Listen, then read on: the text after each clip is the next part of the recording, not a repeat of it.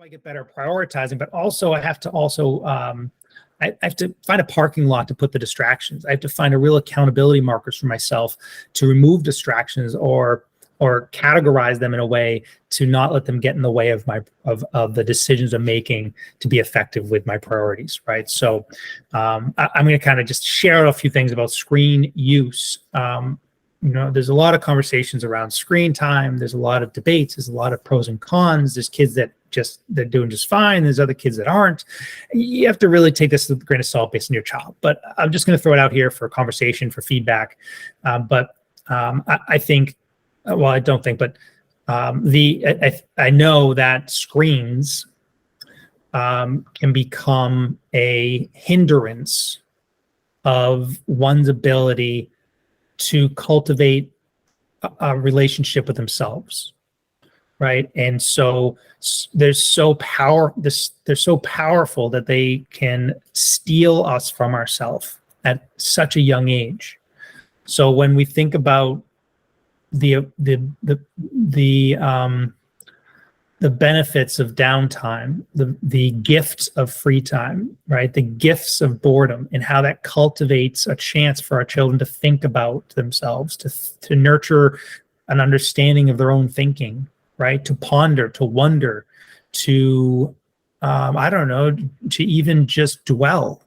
Maybe we miss those opportunities because as soon as our kiddos come home from a high impact activity or whatever, there's this desire to move on to another high impact activity, like to take time with a screen or something like that. And my recommendation is give them a chance to be still, give them a chance to be quiet, give them a chance to just be by themselves. And like we did in our days, right? When you came home, you maybe put your stuff away and went outside, right? Or you went up to your room and there was nothing in your room back in those days, except maybe your phone. You called your friend. So trying to really hold ourselves accountable as parents to nurturing that, especially in elementary school. And as they get into middle school, you've fostered a foundation of self-regulation skills that we can build on, or kiddos can build on. Right. I think that's really important. I talk about no gaming. I just think there's the boundaries of that help promote attention, help promote decision making and prioritizing. That's all. I think we give our kids these high, powerful tools at an age when they still don't know what to do with them. They don't know their meaning. They don't know their place. That's okay. We can't judge it. We just acknowledge it. And there's a great. There's a campaign around cell phones in 8th grade. It's a website. It's pretty cool. There's a lot of information on there. I think it's, again, worth acknowledging as parents that if we band together in that type of conversation, we'll be more successful and maybe not feel like our kid is so alienated. But there's only benefits on that type of conversation, that type of boundary, and potential for growth, right? So ideally, you've made certain decisions. You've helped your child move on this path of prioritizing and decision making and planning and time management and kind of balanced decision making around their life. By high school, they may be in a place where there's a higher level of self-regulation.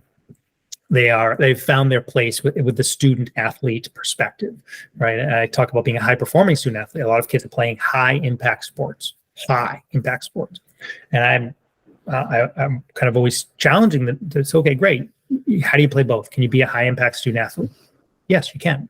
It requires a level of attention and deliberate, and I'll get into what that could look like too, is in how I act, how I perform. Every day is a day of accountability. How do I finish the day? And how do I nurture that relationship? Because ideally you should. I think it's very rewarding to be a student athlete. It's very, but it's not easy at all. It's harder to be a student athlete, or in many cases, to be a high performing student. And have something else going on outside of school that requires a lot of time and effort and attention, right? So how do I use my free time? Well, that's a really good question to ask, you and your spouse, but also nurturing what does free time look like in our house, and how do we cultivate the downtime and family time and time for self-care, things like that. And to do that, I have to find a parking lot to put the distractions that can impact self-regulation, that can impact my one's connection with self and things like that. So I think student athletes need that. I think the high impact athlete needs that more than anything, because they need a place to reset, decompress, regroup, and get back to ground level, especially if they're competing at a young age. It's really important to be able to get back to who I am in kind of developmentally appropriate way. So things to think about, debate. And again, if any questions about what I'm throwing out there, autobiographical planning is a pretty interesting cognitive concept. What it means is when I'm by myself without distractions, what do I think about? And typically, if I'm at the bus in the morning, I'm thinking about my day, right? Autobiographical planning is this mental process of picturing and imaging and emotions all wrapped into this thought process around what does my day look like? And what are the feelings about my day? I have a test this block, I have this going on, I have this going on. And in that type of processing, I'm filtering out, right? I'm making sense of it, I'm bringing meaning to it. I'm making decisions. I'm thinking about possible decisions, choice A, choice B, decision-making tree in a way.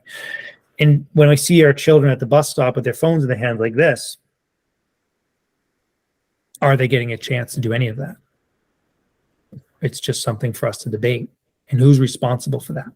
Society, parents, kids? I don't know. It's worth talking about, especially if we see that our children might be struggling in certain areas, and how can we intervene and support them.